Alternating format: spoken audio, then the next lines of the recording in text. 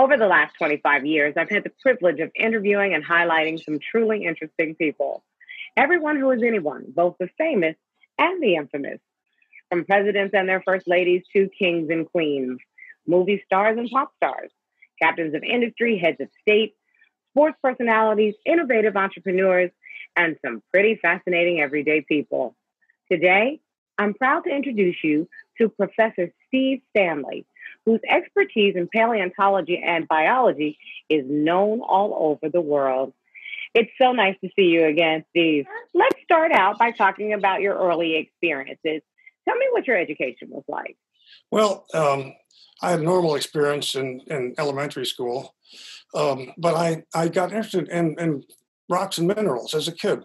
I still have the first book of stones on my shelf, which I got at the age of 8. When I got to be a teenager, I collected minerals more seriously in Colorado and up in Michigan.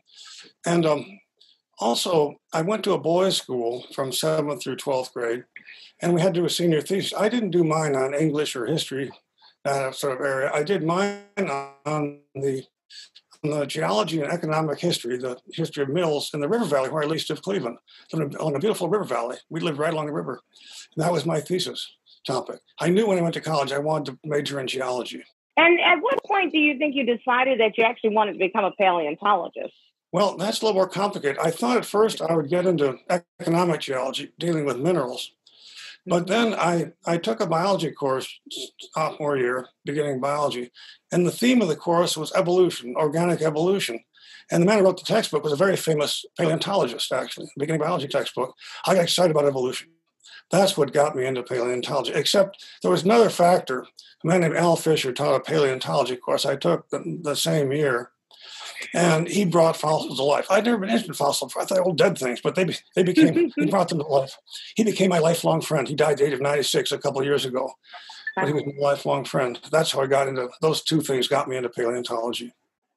And as I think about it, what you've identified is that an educator got you interested in what would ultimately be your career.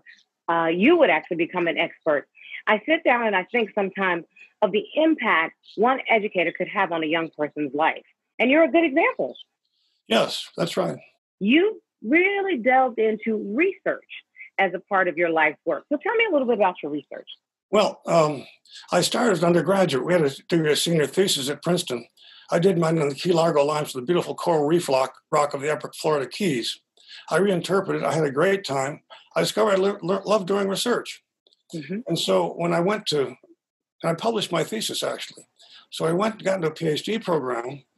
I was quite confident. I wasn't arrogant, but I was very comfortable with research. I discovered I loved it. It's like falling off a log for me.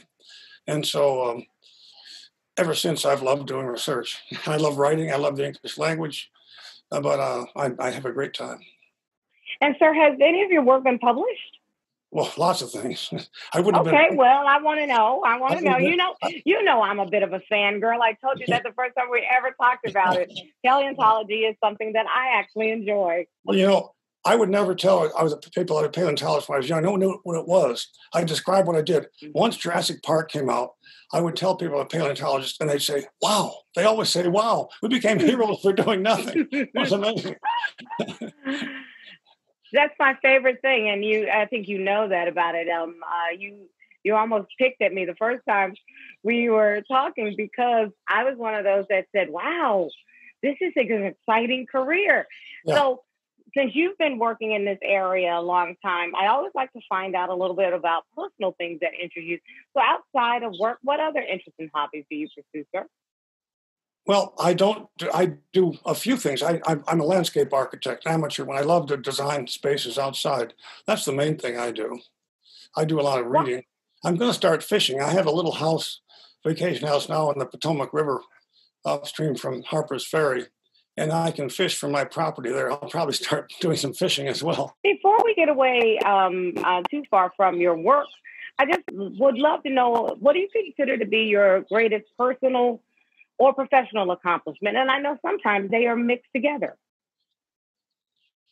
Well, it would have to be professional, I think. There are two things, really. One is the book I wrote, A Macroevolution, a theoretical book, but it was based on a fossil record. And it was published in 1979, and it's received, well, it's still, after 40 years, it's still cited 40 times in literature. It's been very, it has legs. It's been the most important thing I've done, I guess. But there's another area also I got into. That was my big evolutionary area. That's what I wanted to make, an evolutionary contribution when I was young. I also want to make a geological contribution. I've done that much more recently by showing that you can, that changes in seawater chemistry have governed what kinds of things build reefs. We have corals today. The corals are favored by the kind of chemistry the ocean has today. I explained a lot of things with this, including the chalk of the Cretaceous, the White Cliffs of Dover, which I've explained. The things that formed the chalk were favored by seawater chemistry. So this now I've made a major contribution in geology as well. So these two things really have been terribly important to me. I sort of, they were my personal goals to find some way of making contributions like this, and I did. So you know, it's not often, sir, that people do indeed make a contribution that will live way after they're gone. And to make a contribution in a science area that is still cited so many years later tells you that it was important work, sir. You know, in my dissertation on bivalve mollusks, after 50 years, it's still cited 30 times a year. So yes, it does. It means something to have a legacy. Eventually, people will move on to other things, but for a while, you'll be known, and that's nice. But there's also been a number of awards that have come. You've been honored by some of the societies and organizations that you are a part of. Please tell me a little bit more about that. Well, I received a few awards for young people, a couple of them when I was young. I was elected to the National Academy of Sciences, which is an honor. But then I received the highest award of the Paleontologist Society, of Society for Sedimentary Geology, and the Geological Society of America. That's the Penrose Medal. That's the most important one. Can go to any geoscientist in the world. And I was the first paleontologist to receive it in 20 years. And you know what? The person who received it 20 years ago, before I did, was Al Fisher, my undergraduate mentor. Again, it goes back to an educator being able to have a long-standing impact. Well, my research was very different from his. He just got me started, but still, it meant a great deal to me. Absolutely. To be able to follow in your mentor's footsteps and do the things that he did is just an achievement to your own excellence, sir.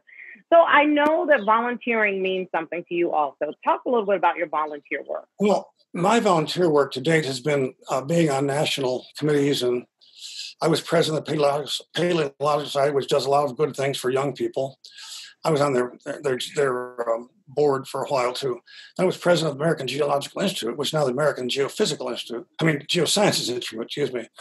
And it does all kinds of worthwhile things. It's an umbrella organization. It has also member societies that pay dues, and it does a lot of things for K through 12 schools. In the future, I'm planning to do volunteer work of a very different kind. Two things. One is I want to visit and have other people visit. I want to organize a program to have people visit, paleontologists visit hospitals with kids who are ill, particularly cancer wards, and give each kid a piece of dinosaur bone, which we can do.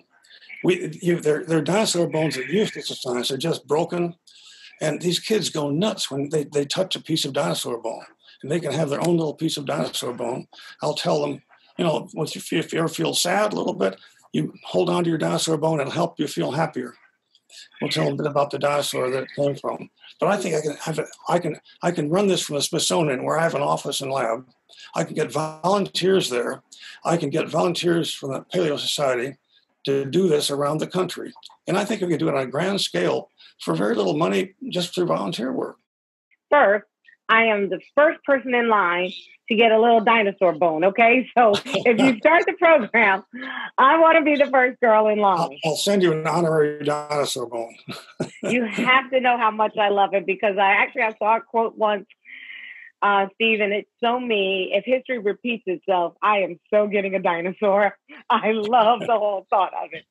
Sir, I just am fascinated by the kinds of work that you have done. I love talking to you. And more importantly, I love what you teach me every time we talk that, learning about our past in the earth and around the earth is something that really and truly can inform our future. It gives you perspective. We wouldn't be here if an asteroid hadn't struck the earth and killed off the dinosaurs. Mm-hmm. That's what allowed mammals to diversify and only produce us. We wouldn't be here otherwise. Dinosaurs would be ruling the earth still. And some people would say they still do, but it's a different kind of dinosaur. You know what I mean? Sir, I thank you so very much for our time together again today. Again, you give us all a great perspective on just some things that we don't think about often enough, and it really does impact our world. Thank you, sir. Thank you again. Thank you.